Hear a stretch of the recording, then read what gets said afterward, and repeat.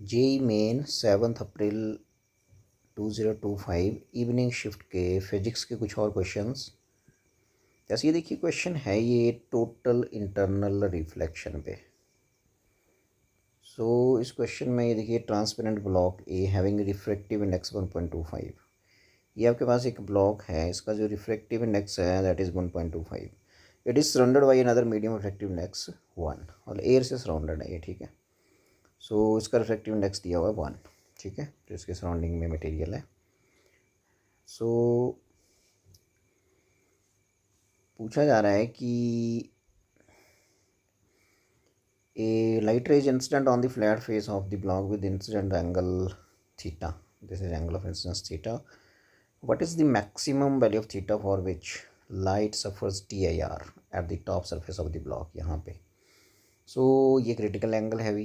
Refractive index इस transparent sheet का दिया है आपको 1.25 और एयर का 1 है। इसको करने के लिए आपको सिंपली यहाँ स्नेल्स लॉ लगाइए पहले, फिर यहाँ दोबारा लगाइए और पूछा जा रहा है कि what is the maximum value of theta for which light suffers TIR at the top surface of the block. यदि मैं पॉइंट इसको कुछ बोल देता हूँ, say it is point P and say it is point Q। Point P पे यदि मैं स्नेल्स लॉ लगाता हूँ तो simply refractive index 1 into sine of angle of incidence, और एंगल ऑफ इंसिडेंस का यहाँ क्या है, थीटा है, ठीक है। दैट इज़ इक्वल टू, ये आपका एंगल ऑफ रिफ्रैक्शन है, इसको मैं R बोल देता हूँ, ठीक है। तो अंदर वाले मटेरियल का रिफ्रैक्टिव इंडेक्स है 1.25, refractive index into sine of R। तो ये स्नेल्स लॉ आपका लग गया, ठीक है। यदि मैं यहाँ से देखूँ तो यहाँ से मैं यदि साइन R आपसे पूछूँ तो साइन R आ जाएगा यहाँ से, ये आ जाएगा आपको यहाँ से sine theta upon 1.25, sine theta upon 1.25 से दिस इज इक्वेशन नंबर 1, ठीक है। इसमें थोड़ा सा टिपिकल है ये क्वेश्चन। अब आप स्नेल्स लॉ जो है, सपोज करिए दिस एंगल, ये दिया हुआ angle, this is critical angle. ये क्रिटिकल एंगल होगा तो रे आपको पता है ये इंटरफेस पे ही ग्रेस करेगी यहाँ पे, ठीक है।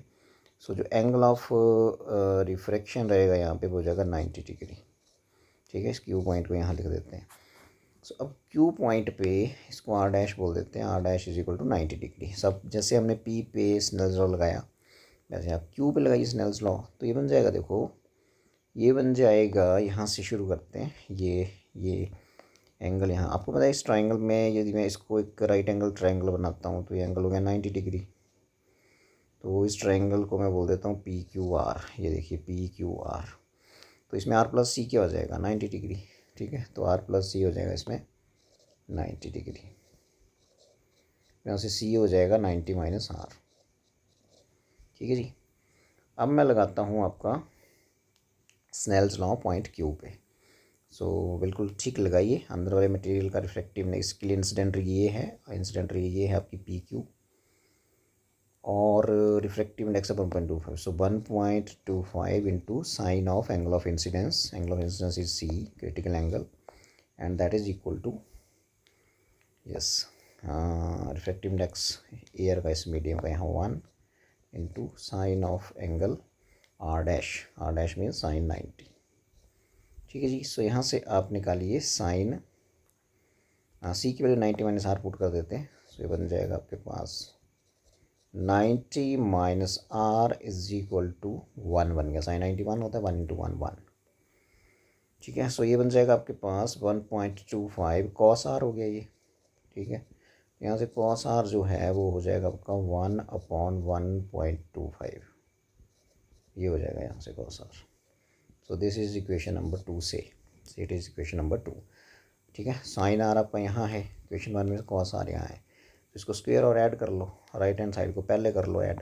बन गया, स्क्वायर करिए इसका, स्क्वेयरिंग एंड एडिंग 1 एंड 2, तो बनेगा साइन स्क्वेयर थीटा अपॉन 1.25 का होल स्क्वेयर। अब इसको ऐड करिए राइट हैंड साइड इसका, ये बन जाएगा 1 अपॉन 1.25 होल स्क्वेयर, ठीक है। 1 का स्क्वायर 1 ही हो गया, दैट इज इक्वल टू, अब लेफ्ट हैंड साइड ऐड करिए, sine square R plus cos square R। ये sine square R plus cos square R तो हो गया जी 1, ठीक है।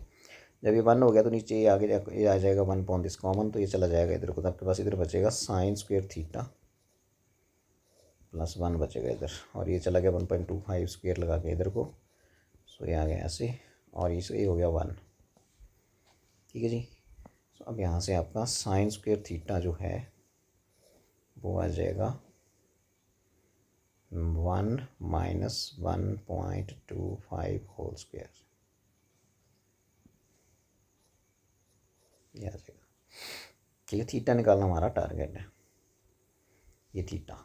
ठीक है, सो यहाँ से ये a square minus b square बना दीजिए इसको, तो ये बन गया sine square theta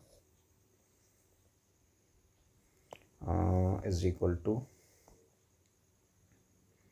A plus b into a minus b, so a plus b into a minus B.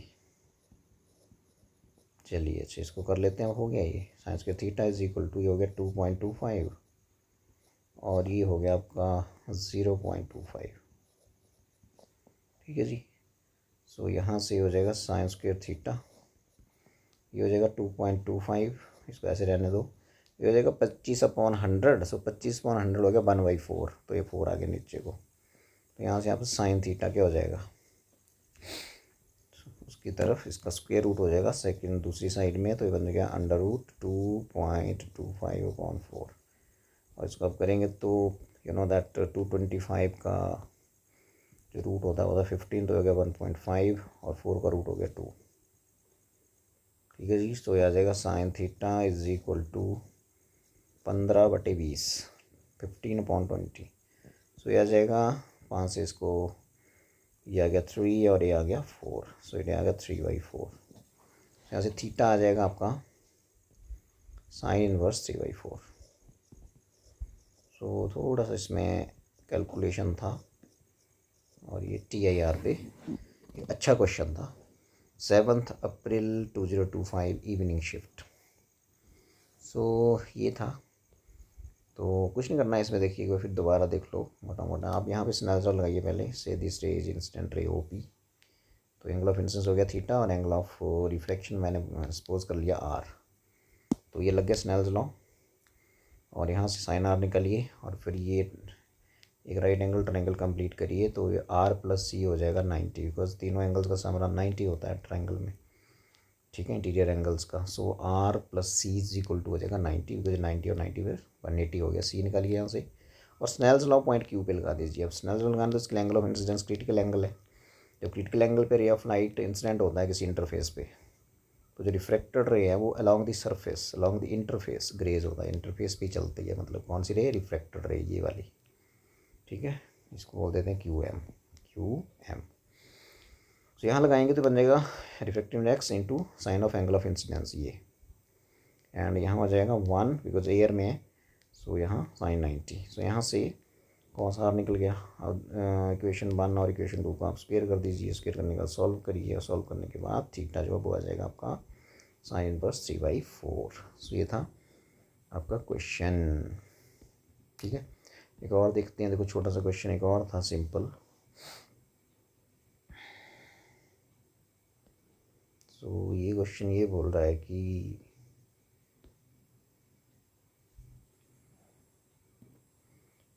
इसमें जो I है ये बोला इंटेंसिटी ऑफ इलेक्ट्रोमैग्नेटिक वेव, और C स्पीड ऑफ लाइट है, और एप्सिलॉन नॉट जो है वो आपको पता है it is absolute permittivity of vacuum. ठीक है, सो आपने कुछ नहीं है इसकी यूनिट चेक करने की, इसका यूनिट क्या आएगा। So let us check. ये जो I होता है ये होता है basically energy per second per unit area. So energy हो गया जूल, I की बात कर रहा हूँ, टू तो कांस्टेंट है, पर सेकंड पर यूनिट एरिया ये आ गया, और एप्सिलॉन नॉट का रहता है भाई ये न्यूटन -1 मीटर -2 कूलम स्क्वायर ये रहता है, और C का velocity of light means metre per second. ठीक है जी, तो सेकंड चला जाएगा ऊपर को, सो सेकंड से सेकंड कैंसिल। अब देखो आपके पास क्या बचता है यहाँ पे, सो इसका अंडर रूट भी है, ये रखें ध्यान। अब जूल होता है, जूल क्या होता है W, सो W होता है FS। ठीक है। तो एफ जो है आपको न्यूटन, मतलब जूल को आप न्यूटन मीटर बोल सकते हो, तो यहाँ जूल की जगह न्यूटन मीटर लिख दो तो बन जाएगा देखो न्यूटन मीटर अपॉन नीचे ये मीटर स्क्वायर ये ख़त्म, और 1 मीटर ये है नीचे, इसको लिख देते हैं, और ये कूलम स्क्वायर है। इसी वेलोसिटी ऑफ लाइट नहीं है, सॉरी कूलम स्क्वायर है, कूलम है ये कूलम। फिर ये यहाँ पे अच्छा ठीक है, एप्सिलॉन नॉट का लिख दिया हमने, और ये कूलम था साथ में, एप्सिलॉन नॉट का ये लिखा ना हमने, नहीं सॉरी ये स्पीड ऑफ लाइट ही है, सॉरी स्पीड ऑफ लाइट ही है, ठीक है ठीक है, हाँ speed of light he, coulomb तो यहाँ आया आपका ये इसमें, ये एप्सिलॉन नॉट का जब हमने लिखा है ये, ठीक है, ये वाला। तो यहाँ तो ये स्पीड ऑफ लाइट है मीटर पर सेकंड, सेकंड -1 मतलब सेकंड -1 ऊपर चला गया तो यहाँ आ गया सेकंड, सेकंड से सेकंड कैंसिल, ठीक है। और यदि इसको आपने यहाँ ऐसे नहीं करना है तो इसको आप सेकंड -1 यहाँ लिख दो, तो ये सेकंड से ये सेकंड ख़त्म, ये 1 पावर है, यहाँ -1 है। अब जो बचता है वो जूल को मैंने तोड़ के लिख दिया न्यूटन मीटर, ठीक है, बिकॉज मेरे को यहाँ पहुँचना है कहीं, ये जो नीचे लिखे हैं आंसर्स। सो अब आपके पास बचा देखो न्यूटन मीटर, कूलम स्क्वायर बचा, मीटर बचा, सेकंड तो कैंसिल हो चुका है, और एक पर न्यूटन भी बच रहा है, ये बचा आपके पास, ठीक है। अब इसको आप इकट्ठा कर लो। सो देखो ये मीटर से मीटर कैंसिल हो गया। अब आपके पास ये n-1 ऊपर जाएगा तो बन जाएगा n स्क्वायर, नीचे बचेगा c स्क्वायर, ठीक है। तो ये आपका न्यूटन पर कूलम में बचेगा, सो n(c-1), so option 3 is correct. बस इसमें आपको इतना सा पता होना चाहिए कि intensity of electronic wave means energy पर सेकेंड पर यूनिट एरिया, ठीक है, एनर्जी पर सेकेंड पर यूनिट एरिया, ये सेकेंड है ऐसे, इस सेकेंड से ये सेकेंड पावर 1 है और ये सेकेंड पावर -1 है, कट गया, ठीक है, बाकी ये सिंपल ही था। ऑप्शन 3 है इसका करेक्ट, ये वाला। चेक और देखते हैं छोटा सा क्या है ये अब देखो इसमें मास डेंसिटी होती है मास अपॉन वॉल्यूम, ठीक है, तो ये हो गया mass upon volume, mass upon volume, ठीक है।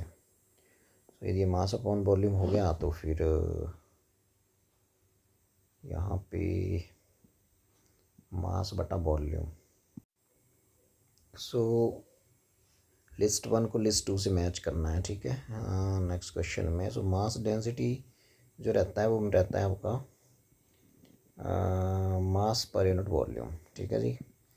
सो मास डेंसिटी हो गया मास बटा वॉल्यूम, तो मास बटा वॉल्यूम, तो इसका आ गया ml3, तो आ गया ml-3 और T0, ठीक है।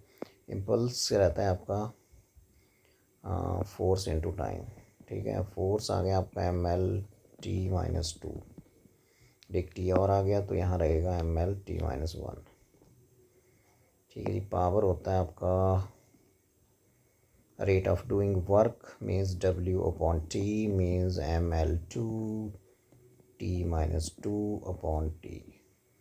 तो आ जाएगा ml(2)T-3, ठीक है जी। तो यहाँ से मोमेंट ऑफ इनर्शिया होता है mr², तो ये हो गया आपका ml²T0, सो ऑप्शन 1 ए के साथ चौथा, यस ए के साथ फोर्थ,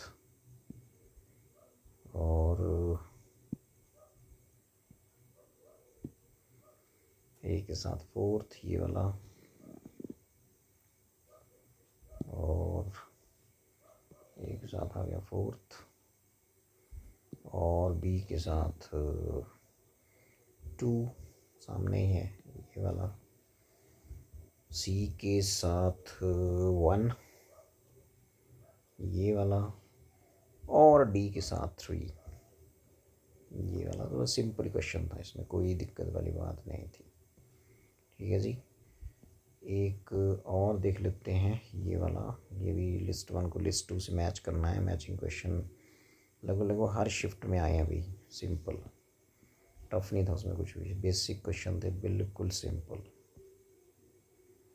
तो इसको देख लेते हैं। सो ये है देखो आप आइसोथर्मल प्रोसेस में you know that temperature remains constant, so there will be no change in internal energy.